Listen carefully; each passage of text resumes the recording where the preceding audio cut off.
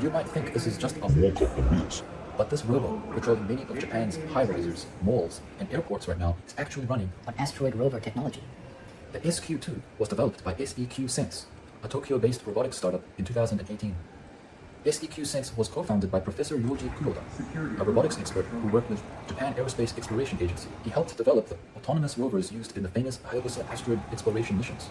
The SQ-2 is essentially space-grade navigation. I personally really appreciate this robot's design, as it has a truly sleek, cylindrical, capsule building-like futuristic body. Standing at 4 feet and 3 inches and weighing as much as an average Japanese man at 65 kgs, it can patrol up to 6 hours on a single 1.5-hour charge. It automatically navigates back to its charging station when its battery runs low.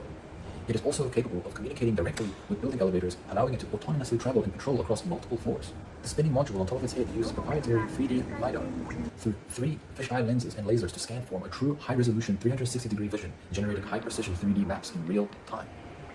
This is the same technology used in discovering lost civilizations beneath forests, such as over 60,000 previously unknown Maya structures in Mesoamerican regions.